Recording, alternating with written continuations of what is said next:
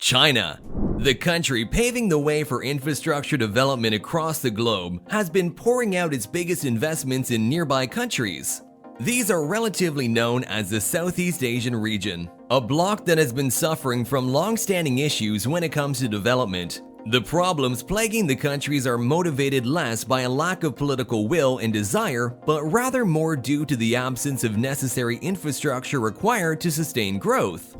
China, however, is helping address these challenges through its economic development plan called the Belt and Road Initiative, or BRI, where during the last 6 years, from 2014 to 2019, the region alone accounted for over 46.2% of the overall Belt and Road investments. There was a large drop in 2020, but it has still stood as the biggest receiver of it. But why is China actively investing in this region and not others? And just by how much has China impacted Southeast Asia? Well, to start, we should know that China's BRI is a rather ambitious project that aims to integrate all of Asia and beyond together with rapid and large-scale infrastructural projects that aim to increase trade and position China as the de facto center of global trade. This vision of China involves the integration of the ASEAN states into the program by creating projects that would connect the maritime states with the mainland, bypassing the treacherous Straits of Malacca route with state-of-the-art transportation infrastructures that could sustain the expected volume of trade. And while the BRI alone has seen a massive investment drive, the Chinese investments have been in the region for quite some time already. These developments have, in the past years, given vast aid and helped change economic outlooks for the region, and even still, it has the potential to further upgrade the outlook of the continent. The key destinations for investments in this region are in this graph. This shows that from 2005 to 2019, Indonesia, Malaysia, and Singapore are the three biggest receivers. But it also has given Laos and Vietnam a big chunk as well, which are around $10 billion and $9.5 billion respectively. From 2017 to 2019, it is also showing that investments in Thailand and Cambodia have recently sprung up, which implies that China's investments are rather spreading. Where most of these investments are directed has been in different sectors. In the past, we have seen that energy projects seem to have the bulk of investments, but as of recent times, these have changed to infrastructures. These recent schemes are well known across the region.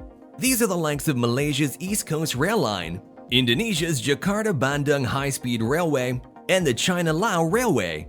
One of the reasons why China has shifted away from just energy projects to ultimately making transportation its biggest priority might be because it wants to make the dream of connecting the mainland to other countries come true. Having a seaport or a railway that leads to China is so essential in driving economic growth, especially knowing that Southeast Asia is slowly becoming the next economic destination of Asia, whereas having a strong trade route will help increase this shift and help them as well. On the other hand, its trade with ASEAN has grown to a sizable amount in recent years. Throughout the years leading from 2017 to 2020, it is reported that ASEAN went from the smallest trading partner of China compared to the EU and USA to the biggest in just 3 years. And from what it looks like, China appears to remain as one of the biggest external investors and traders in this region for the decades to come. Despite huge amounts of investments and surpassing the EU and USA as the biggest trading partner, does China actually play the biggest role in driving developments? Well, actually, they lag in huge amounts.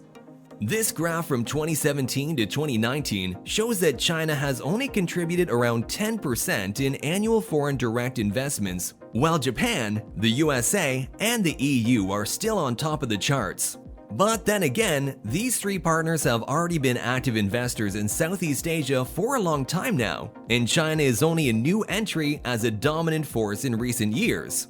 So it might be safe to say that investments from China are bound to grow in the decades to come.